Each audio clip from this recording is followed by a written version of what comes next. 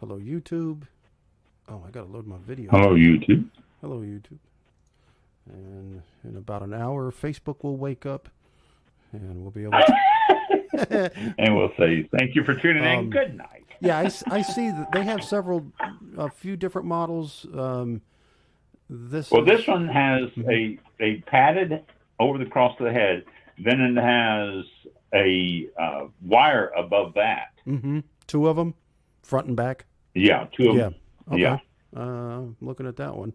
1 minute until showtime. All right. Where is everything? Yeah, new bought. Yep.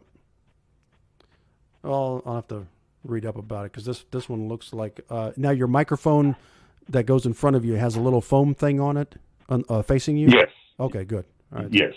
All right. It should be the same. Yeah. So whatever. That's it. You'll if you find out anything that like I say, I've played with them. I've tried. I've done different things, and I just for the life of me can't get the thing to work. I don't know why.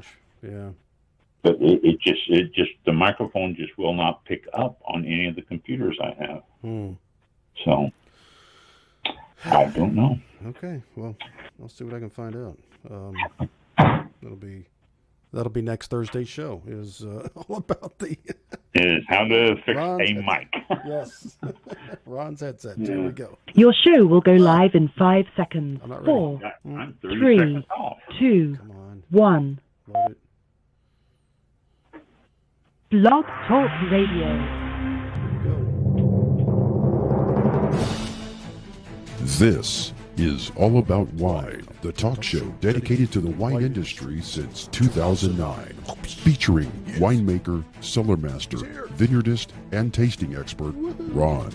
Basically, what we're trying to do on this program is just trying to educate people and trying to make wine less confusing and more friendly.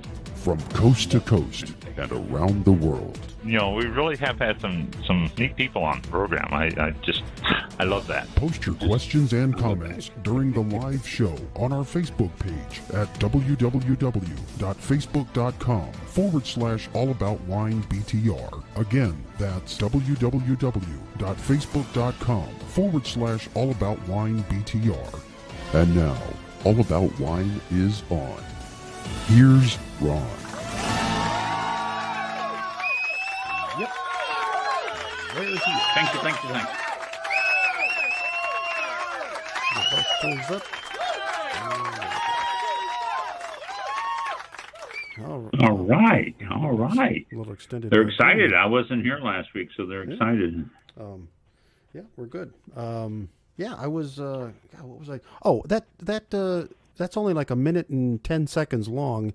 Now I could extend that because it seems like it's my voice mostly, and then you come in with a couple of things. But I was like, wasn't the one we did like a couple of years ago? Was it like 2.5 minutes or something? And yeah, it was a long one. It was long, but we had the guest, we had you coming on, and we hope to talk to people from around the world as guests or something like that. And then we had the guests saying where they were from. I think you had clips of quite a few guests actually. I think I still have that. I bet I still have that audio too. But it's like I keep a ridiculous amount of stuff here. I was thinking, why not? We should maybe for special events or something, maybe around the holidays. Which, oh, by the way, this is a holiday weekend coming up. But it is. It is. Yes. We could probably do like an extended one every once in a while, and that wouldn't hurt. Yeah, that's a good idea. Yeah. But just to mix it up a little bit. I don't know what I'm going to do for but that's a good idea. Don't know what I can do for the video, but the audio I could redo. Play with it a little bit. The video was in all of your free time. Yes, yeah, okay. The video took a while to put together, but it was fun though. Learn something about the software. That would take long. Yeah, since you're doing the video. Oh wow, yeah, the video at the same time. Yeah. Or just pause. Pause the video and just have the audio keep going. Yeah. It's stuck. Just have it stop. It's stuck. But they're still then talking. It starts again, then it stops again. Yeah. Just kind of slow it down a bit. Slow motion. Yeah. That would be. Thanks that for the would be- idea. I might have to. That would I might work. have to do that. Yeah, take a. God, that Wow. would really slow it down. Anyway, it's and I can't find my phone. What am I? I don't know what time it is. Oh, here it is. It is 7:03 p.m. on Thursday, September 2nd, 2021. Thank you for joining us. We're live on YouTube, Facebook, Blog Talk Radio, and where else? That's it. And Okay. whatever else people And you can decide chat- to hear us on. you You can can chat. hear us on just about anything. Yeah, chat with us on those pages, those locations, and I will chat back and keep it about wine.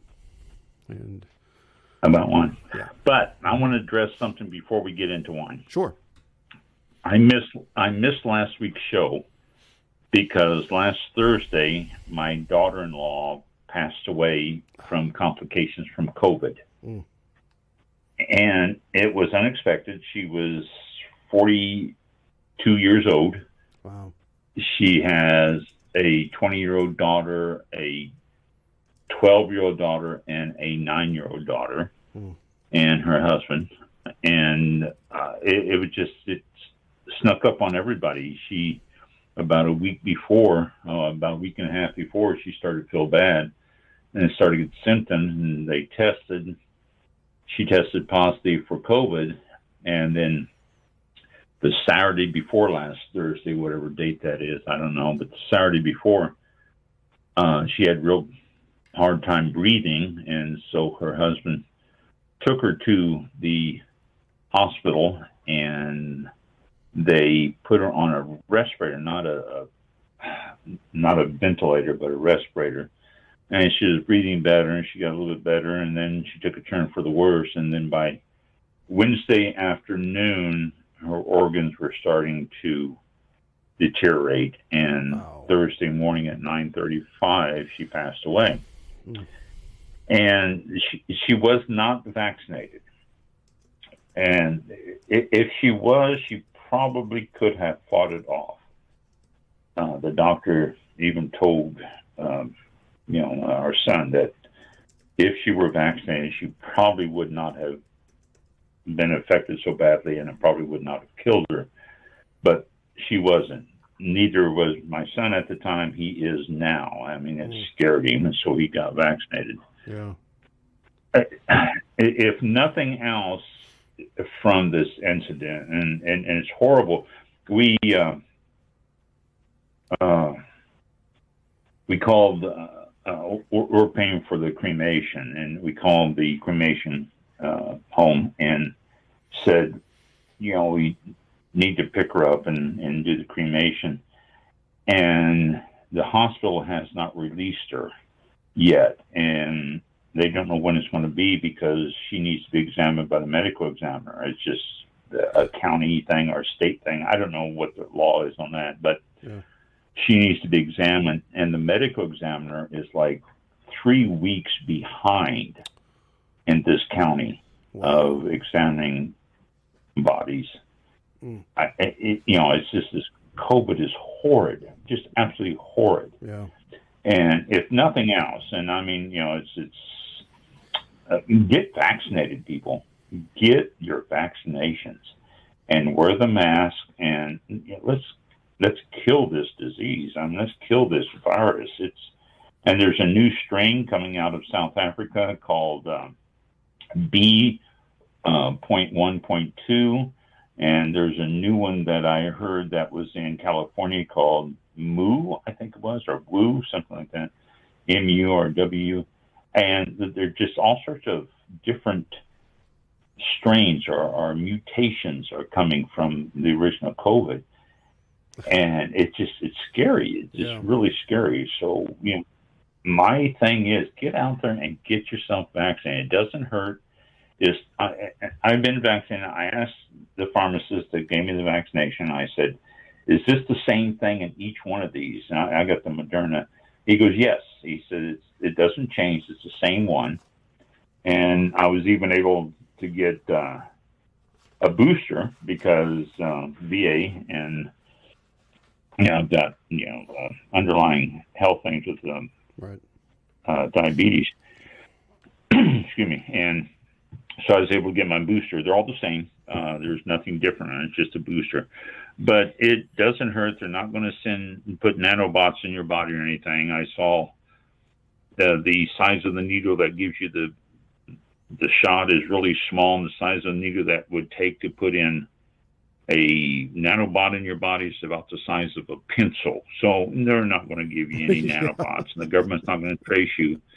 And if the government wants to trace you, you've got your cell phone in your hand all the time. They can trace you. Yeah, they're tracing you anyway. And if you have a smart device, if you have a smart device in your home, it's listening to you. I've had it go off during television shows, and it's like, I'm sorry, I did not understand that. Please repeat. And I'm like, I'm not talking to you. Turn yourself off. And it's ridiculous. The thing's constantly listening to me. I'm afraid to say anything now because it's like, talk about, it's like those Furbies. Remember those things? Mm-hmm. We used to train them to talk, and they would talk to you and stuff like that. It's like a Furby in your house, only it's there all the time. And it's worldwide. Yeah. So, get your shot. I mean, if there's any legacy that my daughter-in-law leaves, it's the fact that, the most of the family has gotten their shots or getting their shots. And I just out there, anyone who's listening to this, if you have not got your vaccination, do so. It doesn't hurt. It doesn't cost. It doesn't do anything. A few people have gotten, well, actually my wife didn't feel well after the second one. But it lasted 24 hours and she was fine. I mean, it's just so, I'm jumping on the bandwagon for these vaccinations. If my daughter-in-law had one, then she would probably be alive today. So enough of my soapbox there. I just had to cover that. But that's why I missed last week. It was just last week, and there was no funeral or anything. We're probably going to do a celebration of life sometime. But the thing is that really got me too is that the medical examiner is like 3 weeks behind on all this stuff. I mean, she hasn't even been released. A lot of hospitals have a refrigerator truck sitting behind on their back lot, and that's where they're putting people until the examiner can examine them, which is it's just horrible. And all these people dying from COVID too, they can't use any of the organs because the COVID is in all the organs, and so. Wow. I mean, what a wonderful source for transplants, but it can't be done because it's in all the organs. So it's just a sad thing. It surprises me though. One little thing about all of last year, the country was pretty much shut down. Everything, hardly anybody was venturing out. Everybody stayed inside for maybe 6 months or more. I don't know. 8 months, unless you had to work, you were one of those essential workers. Thank you very much for doing that. I don't know, but it just shocks me that after the whole country shuts down, we still have what was it doing? It couldn't. How long does it live? Not in I don't know what you call it, a host body or something. How airborne? If it's airborne, how long can it live on a surface or where people are still getting, even after, quarantining for so many months or not going to work or anything, and people are still being affected by it? I thought that was going to kill, it would eventually run itself out, run its course.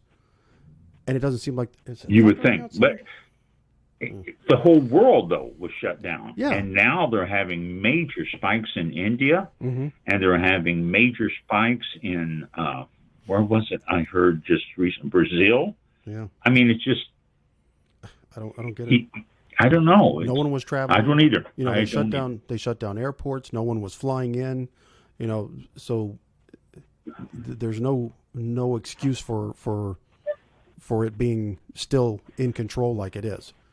And being out there. And it is in control, and it's mutating too. I mean, if you shut it down at the beginning, you would not think it would be mutating, but this is starting to mutate now and spread around the people. It's just a scary thing. It's really, people say, "Do you know anybody who's been affected?" Yeah, I do know somebody's been affected, and it's a serious thing out there. It really is. It is. I'm getting some real bad thunder here, so if you disappear.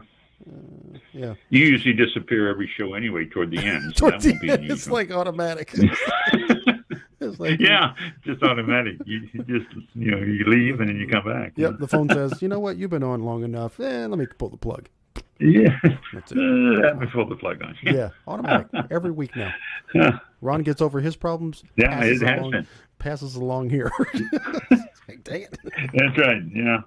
One or the other of us have problems. We end up getting. That's right. Anyway. Well, yeah. Makes it exciting. Makes it exciting. Oh, it does. Got some things to talk about. Excuse me again. I said I was going to look up holidays, wine holidays. So I started to look up wine holidays, and oh my gosh, there are lots of wine holidays. I mean, there's whole months dedicated to different states and stuff like that. Let's see. Let me go to June here, for example. Okay. What do I want to do? June. Yeah. June. June is Idaho Wine Month. It's also Ohio Wine Month and Iowa Wine Month. There's Saturday the 4th this year was Cognac Day. Sunday the 5th was National Bubbly Day. But those are the dates, the 4th and the 5th for those. And there's Drink Chenin Blanc Day on the 20th, Labrusco Day on the 21st, National Prosecco Week is the 12th to the 18th this year. Rosé Day is the 13th, but it could be the 11th because some of the sites I saw said it's the 11th. And, this is the way the whole thing went. Like Chardonnay Day is Thursday before Memorial Day. So it could, but then one of the things here said it was the 20th, which is like a week before Memorial Day. And it drove me nuts. I'm sitting there trying to mark stuff on a calendar here so I can just have a master. And I've got notes all over the place. I've got some crossed out. I've got little arrows pointing to another day and stuff like that. And everywhere I go, they have different days for different things. It is just insane. So I will continue to work on my calendar here. And then whenever we say that we've got a certain holiday coming up, it could be give or take 3 or 4 days either direction. I mean, who knows what's going on with these things? It's insane. Like Cabernet Day is the Thursday before Labor Day. All right. And they had it the 25th of this last month, the 25th of August. But that's not the Thursday before. Today is the Thursday before Labor Day. So Cabernet Day actually should be today.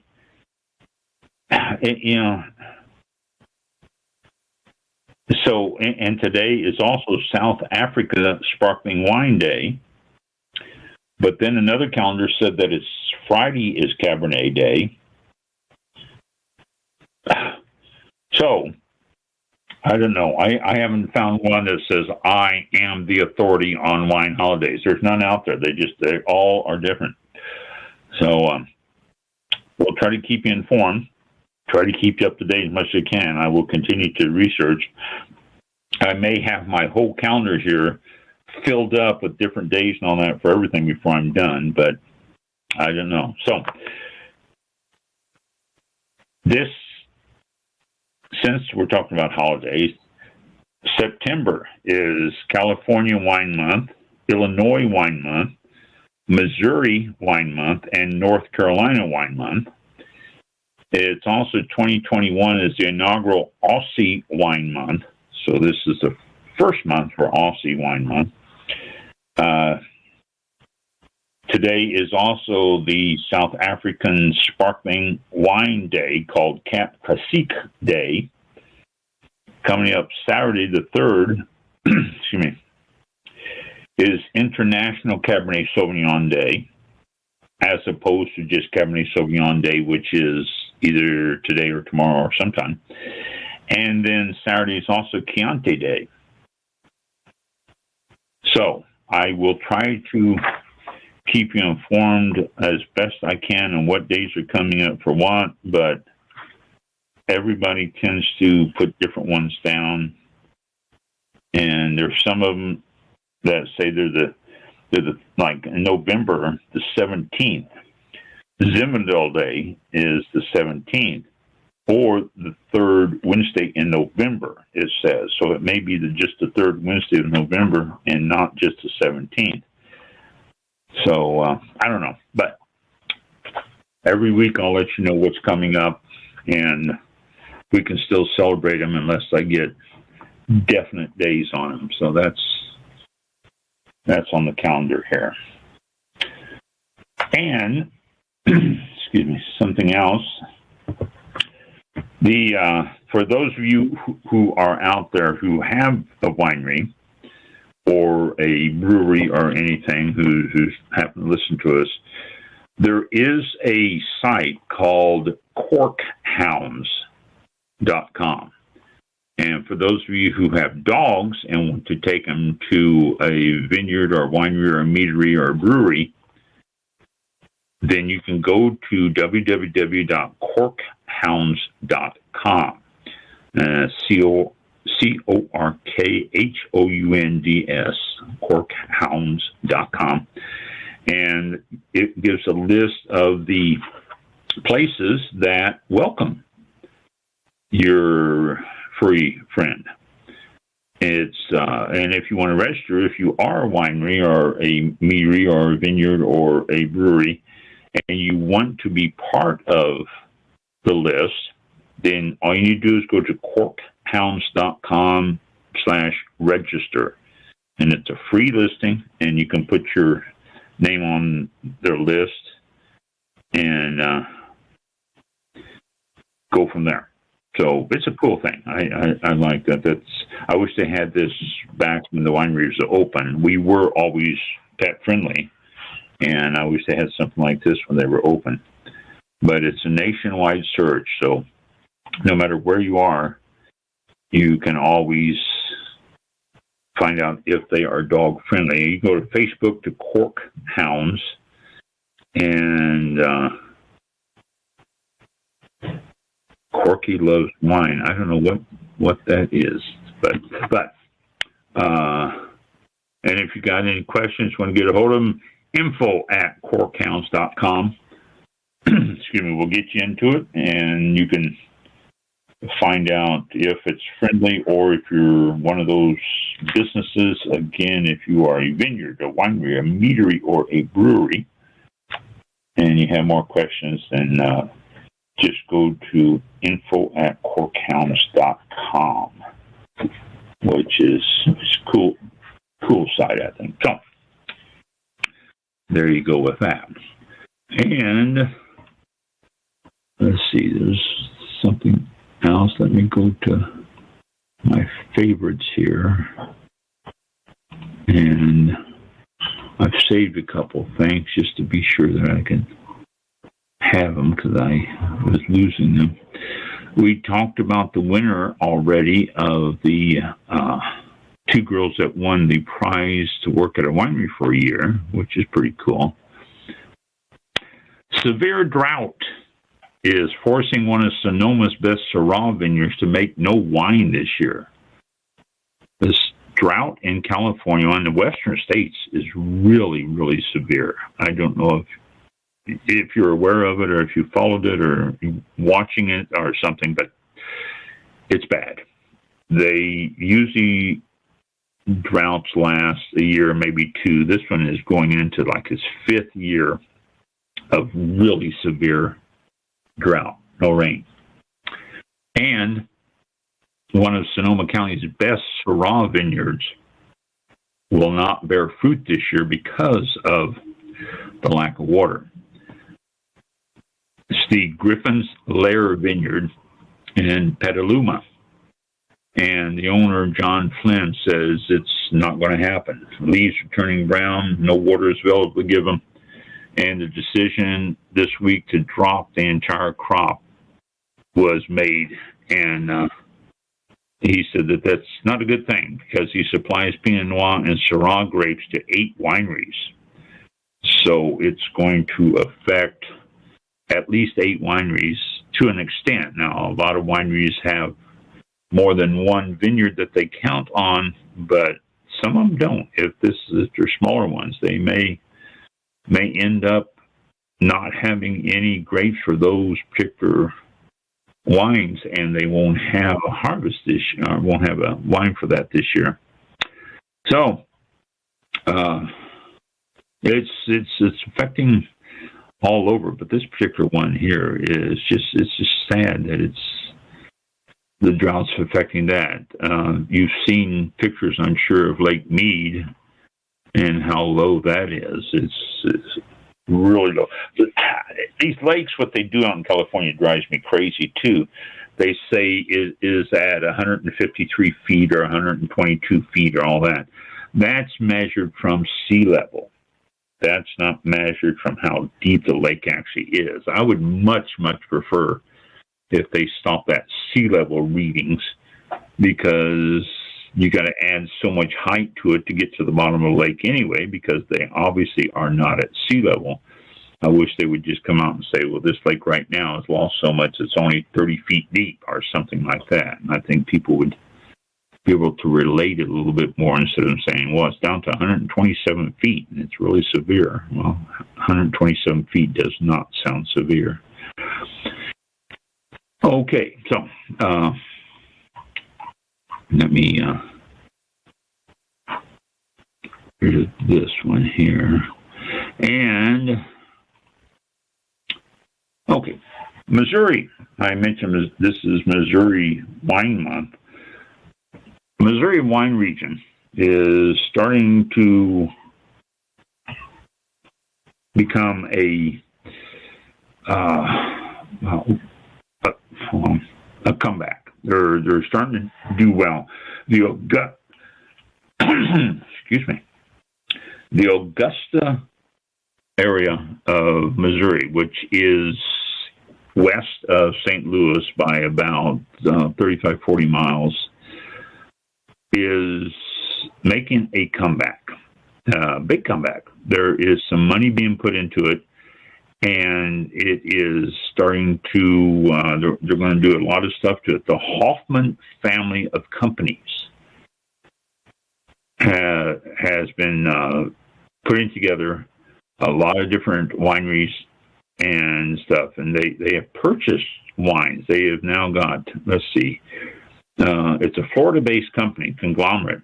They purchased more than 1,000 acres of land in the Augusta area, including multiple vineyards, a bed and breakfast, a historic cottage, 4 of its 5 wineries that are in the area, and a whole bunch of old buildings that are going to be repainted and fixed up. Their price tag, $100 million, but it's going to be a destination. The area actually was discovered by the Germans back when they came over here in the early 1800s. And it's an area, I could say, east of or west of St. Louis, about a 100-mile area between St. Louis and Jefferson City, which is in the middle of the state, the capital. And it's got steep slopes and stuff like that, which reminded them a lot of their native Germany. And so they planted grapes there, and they've been tending it and doing it ever since then. The area is anchored by the town of Herman, and it is also the area where Stone Hill Winery is located. And at one point, Stone Hill Winery was the 3rd largest winery in the world, up to 200 million or 2 million gallons of wine were made each year in Missouri back then. They say on this article here that the town of Herman's phylloxera-resistant rootstock is also responsible for saving the French wine industry. They're talking about phylloxera and all that. And Missouri wants the claim to that, and you go to Texas and they say they have the claim to it. You go to Tennessee and they say they have the claim to it. I don't know. Everybody wants to say they saved the French wine industry. I don't care who did it. Whoever did it, and it worked. So actually, the area of this area is the first AVA in the United States. Everybody's going, what? Yeah, the Herman area was the first American viticulture area in the United States. It was the area, like I say, 45 minutes west of St. Louis, is a 15 square mile grape growing region that is I know what it is. And again, what is it? It doesn't say it here, and I got a blank on it. The first American viticulture area. The oldest one, it got its status in June 20th, 1980. That was 8 months before Napa Valley became an AVA. So it actually beat Napa Valley, which is the second AVA, to become recognized in the States. Prohibition put the stop sign up for the Missouri wine. They never recovered after Prohibition. After Prohibition, California jumped up and started to do the thing, and Missouri just sort of fell to the wayside as far as a wine area. But the new plans for the area includes a destination restaurant, a 5-star hotel and spa, a 12-hole golf course designed by Reese Jones, a riverboat cruises aboard a luxury yacht that the town is right next to the Missouri River there, and also including a flower and coffee shops, a filling station, and general store, a trolley, a carriage, a Gator utility vehicles, which will take people around town into the vineyards, and the Katy Trail, which is America's longest stretch of rails to trails, sits at the foot of downtown Augusta. So there's a lot of stuff going on. And we say that, that's not much there, but there wasn't much in Branson, Missouri when Branson, Missouri started. I remember going to Branson, Missouri back when I graduated from high school. And this was many years ago, actually 1967. We used, for the senior week, 3 buddies and I went down to a cabin that one of my buddies' parents had, and it was about 5 miles from Branson. And at the time, Branson consisted of a gas station, a post office, a general store, a bait and tackle shop, and there was one other building. I can't think of it. But that's 1967. That's what it was. You go down there now, and it's just like, oh my gosh, it's unbelievable, the difference. And that, in 50 years. So I actually took them less than that. It took them only about 30 years to do that. So this might be another Branson only for wine. It's a good possibility. David Hoffman is looking at building this up and doing a good full job on this. In Missouri, it actually ranks 10th in the U.S. in wine production. It's selling 1.6 million gallons annually. And it has 5 American viticulture areas and 125 wineries. Now, this is in the whole state of Missouri. There's a bunch of them over in the western part around Kansas City, but there's quite a few of them. They use a hybrid grape. It's a cross between Native American vines and the Euro-Asian grapevine species, the Vitis vinifera, which is the muscadine family and stuff like that.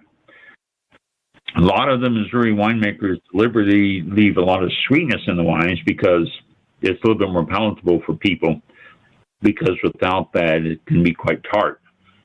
But the myth that all Missouri wines are sweet is not true. It's there for the tartness, but there's a lot of them that are not made in the sweet style. The Norton Grape is the claim to fame in Missouri, but they also claim it in Arkansas. So, as in anything in wine, there's all these other people saying, no, it was me, it was me, it was me. So, whatever.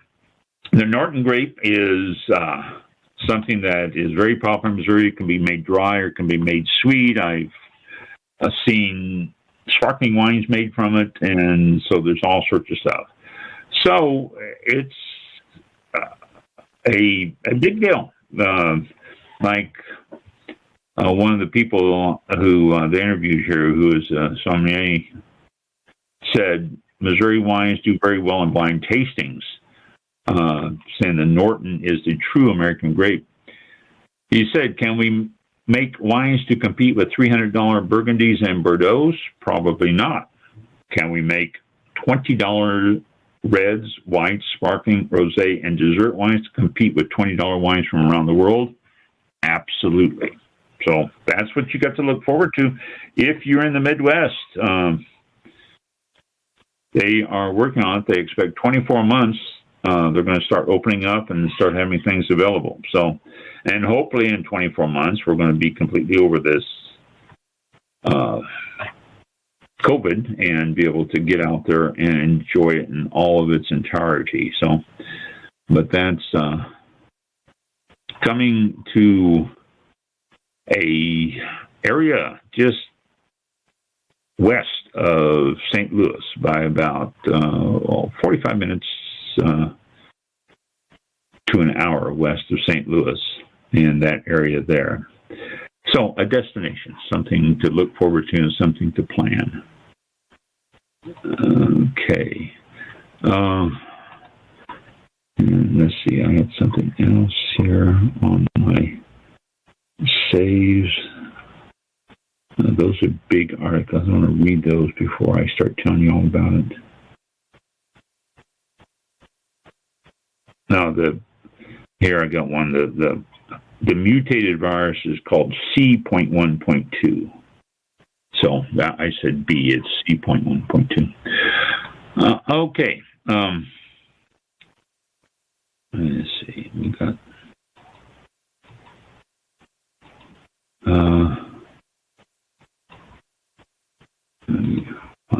Okay. This is what I want here. July 6th. Okay. The burning question for California wine country. Now, that was a cute little use of words. California wine country is burning. I mean, it is. It's on fire out there, and it's bad. It's burning all around vineyards. It's burning all around the hillside. The area in around Lake Tahoe has been burning. They said that they pretty much got that under control, but a couple of vineyards have been threatened there on the hills that are surrounding the Lake Tahoe area. The what is it? The Cauldron Fire, I believe it's called, and all sorts of places all around the state has had problems with fires, and it has done two things. Number one, it's burned up vineyards, and we've heard about some of those. We've talked about some of those in the show. But another thing it's doing is smoke and a smoke taint, and there are lawsuits and there are all sorts of problems with the smoke taint. And it's not anything that, excuse me, it's not anything that anybody can really do, because with the smoke and the flames, it's serious. If it's not added onto the insurance policy, which has to be before, then it's not going to be covered. And if you add it to your insurance policy, it becomes very, very expensive, because especially now, since they are getting the fires. So the area is having problems because of the drought, which is drying out the grasses and the trees, and then the lightning and the electric company out there in California has been the cause of a couple of pretty big fires themselves. And all of this is making an impact on the vineyards and the wineries. And it's not looking to get any better. They're saying that the line where fires usually stop when they're going up mountains and stuff, the line has gotten further up the mountain by about 1,000, 1,500 feet because of the drying out of the plants and everything. It used to just be so far, and it would pretty much kill itself at that line because of the moisture and because the altitude is up. Not anymore. It's advanced by 1,500 feet, 1,200, 1,500 feet. And so therefore, that is causing more problems. So it really has become one of the most serious things out in California right now is these fires and the repercussions from the fires. They are trying to keep it from getting in areas that can cause problems. But again, the smoke taint and the smoke and the air and all that doesn't stay within boundaries. It's all over. San Francisco itself has air warnings, as air quality warnings that have been popping up a lot over the last couple of 3 weeks. So the price, and you say, well, that doesn't affect me. Yeah, it will, because the price of all of this is going to end up costing more for your bottle of wine. Your California bottle of wine is going to get more expensive because of the fact that it's going to cost more to produce. It's going to cost more to pay for the insurance that's going to be there. It's going to overall be more expensive on everything. So it will affect you if you're buying California wines, and I just say California wines, but you know, the thing is, it's not just California wines. California sells grape juice and grapes around the country. I don't think there is a single state in the nation that doesn't get juice or grapes from California. Everybody does. Everybody has it shipped in and everybody makes it. And because of that, it's going to cost more to get that juice. It's going to cost more to ship it. And that's something that, you know, drives everybody crazy. The shipping costs are outrageous now. And overall, it's more expensive for everything. And because of that, it's going to be more whenever you go down to the store and grab your bottle of the wine that you're so used to grabbing. You're going to grab it, and it's going to end up costing you more money. And you're going to say, why is this up? That's why it's up, and because of all that. So, just to let you know, you're going to see price increase because of what's happening out there. Okay, what is this article? Okay, this is along the same line. California North Coast wine grape smoke damage is headed to court.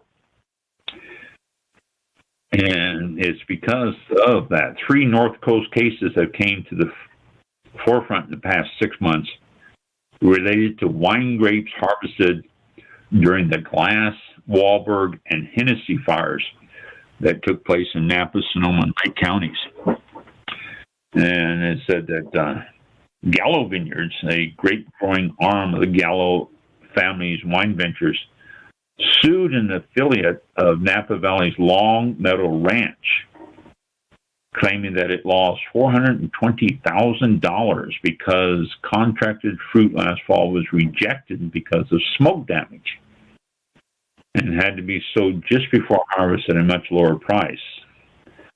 So the original contract price for the Longmeadow Ranch Wine Estates LLC was $5,500 a ton, but Gallo ended up selling the fruit to Custom Crush Winery Carneros Ventures for $2,000 a ton. So Gallo Vineyards is suing because they were rejected on that. It's going to be an interesting result of this because there's smoke taint all over. They're starting to be able to figure, we've talked about this in the past, about what smoke taint and how it can be detected and what it's going to do and all that. But it's an ongoing battle between these people who are rejecting it. Obviously, the companies that are making the wine do not want to take a chance on the grapes being tainted. And if it is, then it's not going to be any good on the wine. And you don't know, but there are companies that are being able to test it now, which is a good thing. They're being able to see the effects of the smoke on the grapes before they actually are made into wine. Normally, smoke taint doesn't show up until the wine is finished, and now it is. They're able to test it.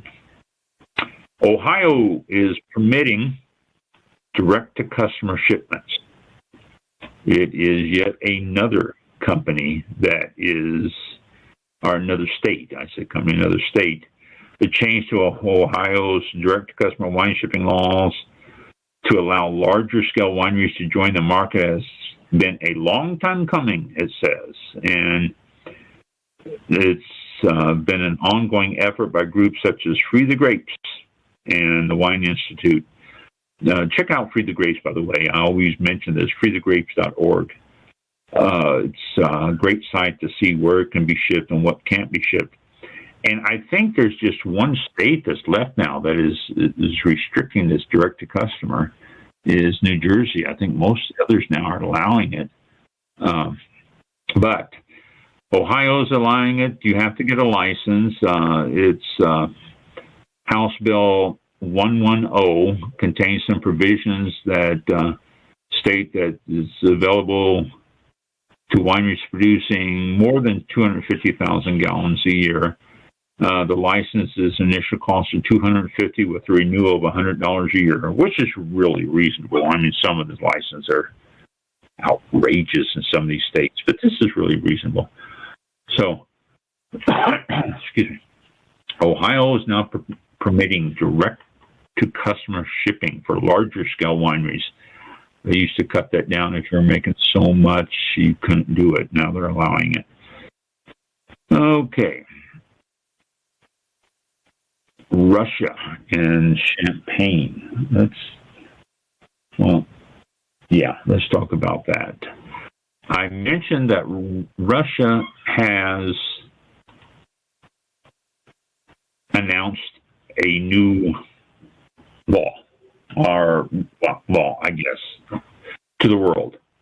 Their law states we do not want any more champagne labeled coming into our country. You can label it sparkling wine. You can label it any number of other things that you want, but not champagne. We will reserve that for Russian wine, Russian champagne alone. And everybody's going, what? You can't do that. That's illegal. Well, the French minister has backed champagne over the new Russian law. The outrage over the new Russian labeling has caused France's foreign trade minister all sorts of irate words and everything to Russia. The only thing, champagne makers were taken by surprise late last week. Now, this is a couple of weeks ago now. Actually, it's more than that. It was about 3 weeks ago.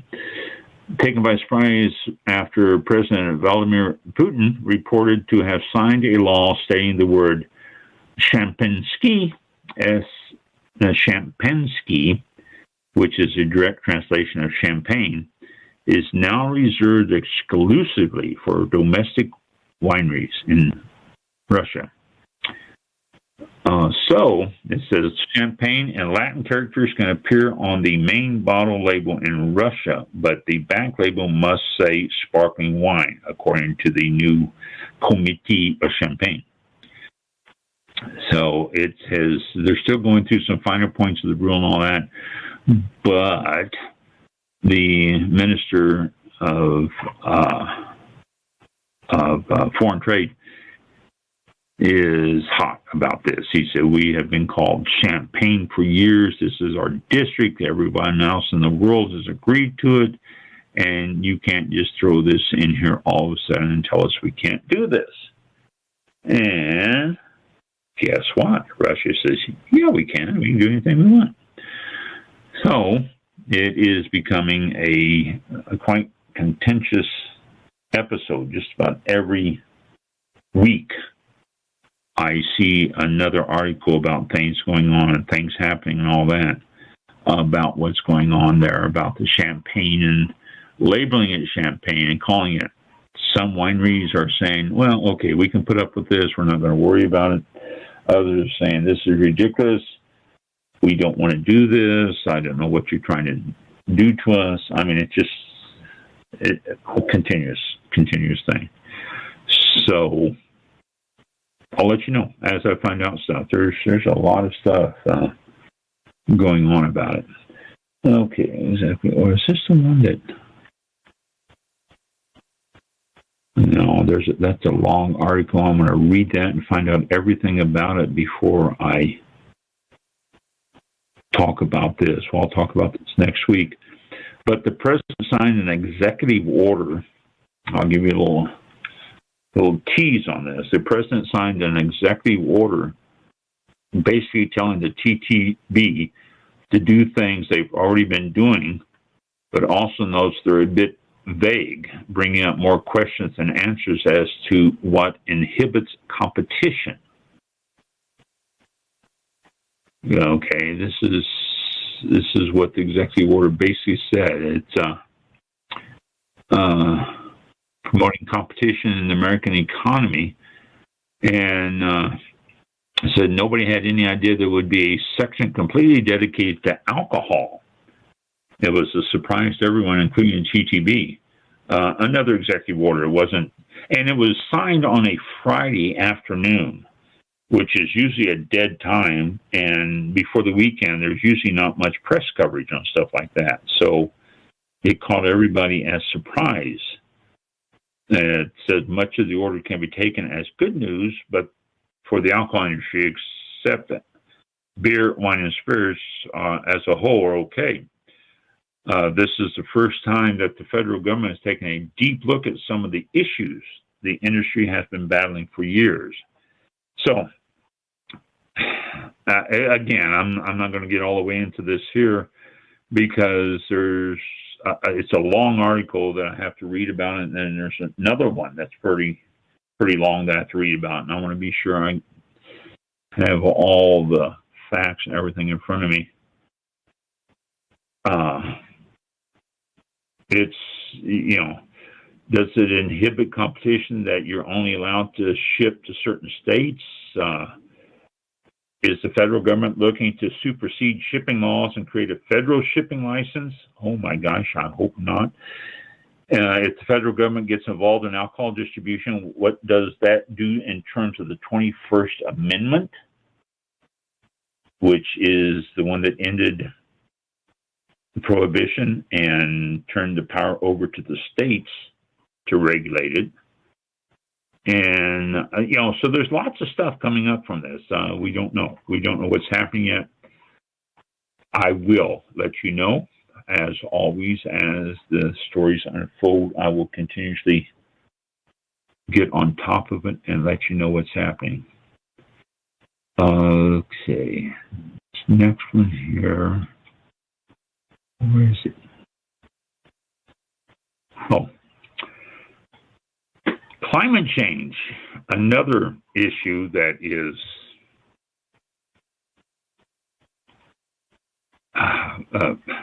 an issue all the time. Climate change is starting to affect wines around the world. And it is not just, excuse me, not just in California, but all over. Foothills of Chianti Classico in central Italy, a couple making their way down to Rosa Vineyards and inspect their fruit, and the grapes are ripening too fast under the hot sun. And too much bronzing is going on. And if they're not careful, it can turn it into raisins, turning the wine into a syrupy, unpleasant blend. Annual harvests in the Chianti Classico region date back to 1354. But now, because of the higher peak temperatures, the biggest jump in over 30 years, there's been an impact on how the grapes are ripening and how they are holding their sugars and how they are staying on the vine. It's a continuous thing. We are going into another cycle from the 1950s to the 1990s, 1986, something like that. We were in a sort of a cooling period. Now it's switching around into a warming period, and a lot of these areas that are used to having ideal temperatures are warming up, and they're not so ideal anymore. So the climate change is causing the flavor of the grapes to change because it is causing the sugars to concentrate in the fruit more. And that's going to do two things. If they're going to ferment out the sugars, it's going to raise the alcohol, because that's what happens when you ferment out the sugar of a grape, the alcohol level goes up. If you leave the sugars in, it keeps alcohol low, but it's going to make it sweet. So it's something that wineries are a little concerned about with the quicker ripening and the sugar levels going up in their grapes to keep the consistent quality in the dry wines without making them too sweet, which, you know, it's been an issue over the years, but it's getting worse now. So, excuse me, the grapes they can't pick them too soon, because if they do, then it's really going to affect, it's not going to be completely ripe, and it's going to start giving you a lot of acid. But if they wait too long, then it's going to start getting much sweeter, and it's going to create a problem there. So we'll see what's happening. I'm sure there's going to be more written about that, because it is a constant thing we'll have to look at. Oh, what did I do? I lost my page here. There it is. Okay.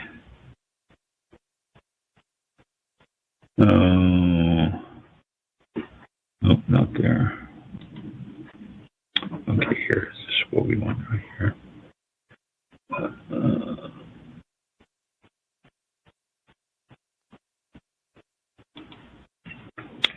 Shipping containers. Here's something that caught my eye, which I want to share with you. Shipping containers, something you don't think too much about. You see big cargo ships. I think the last time everybody saw a big cargo ship with shipping containers on it was when that ship got stuck in the Suez Canal, and it was full of shipping containers. Shipping containers are great big metal things that they put on ships that sail across the ocean, and they can stack those things tremendously high and load those ships with those shipping containers like you wouldn't believe. And something else I'll let you know about here too.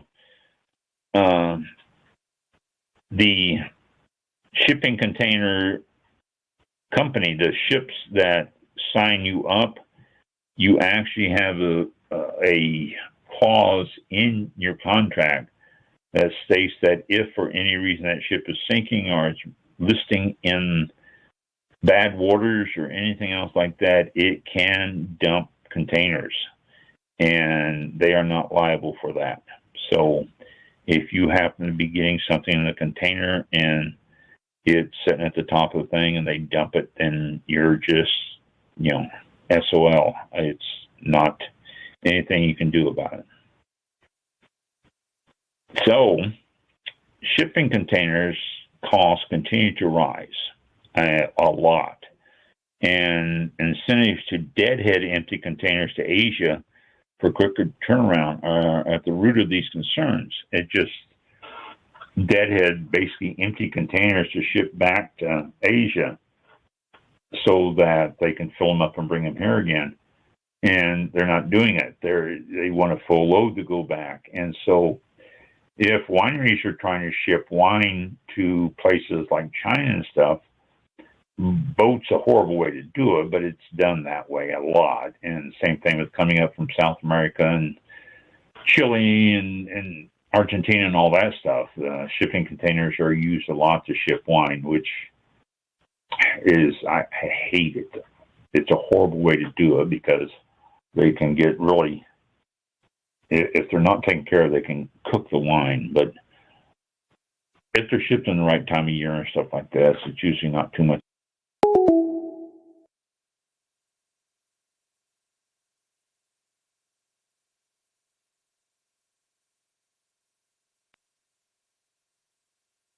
Blog Talk Radio.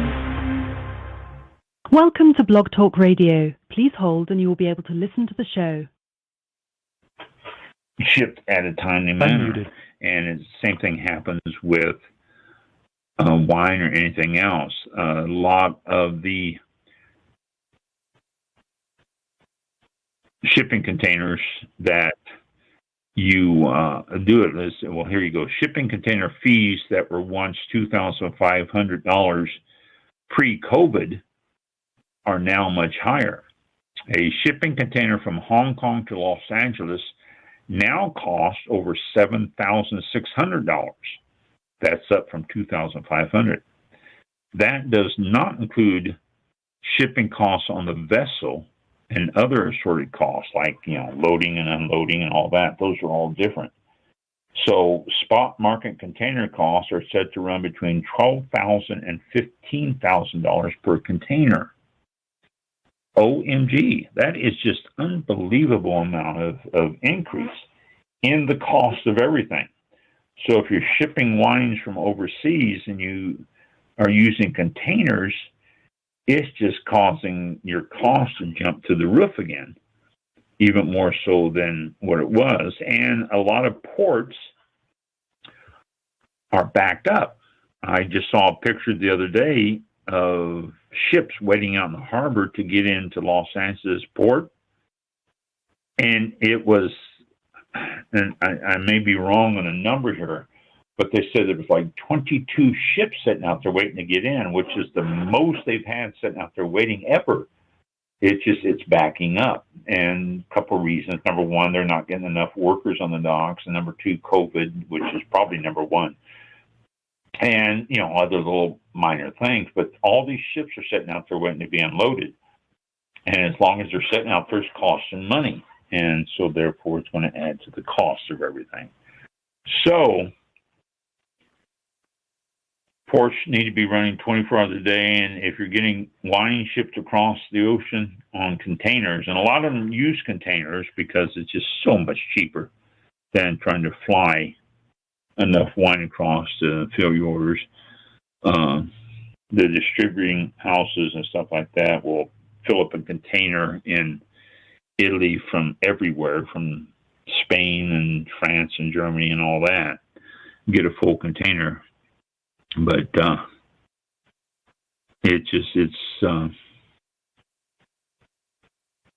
well, here I just saw an article here. It said It says ships waiting at Los Angeles returned to over 30 ships in wait as almond, walnut, and pistachio harvest activities picked up in California. So they were waiting to fill up. So the U.S. crop shipped predominantly from the 3 West Coast ports by percentage of total U.S. agricultural exports includes oranges, 77%, prepared tomatoes, 75%, hides and skins, 62%, cotton, 62%, and wine, 53%. So, pretty big number there on wine.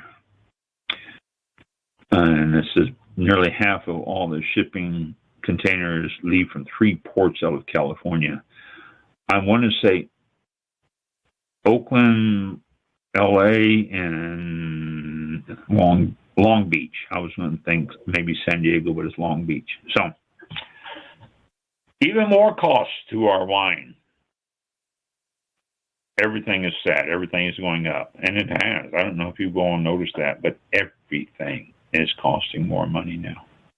So, there we go. For tonight, I'm going to tell you about the president's executive order and how it's going to affect wine next week. I'm going to talk about that and let you know what's going on with that and how that might affect everything, not just our costs, but a lot of stuff, shipping and everything else. Yeah.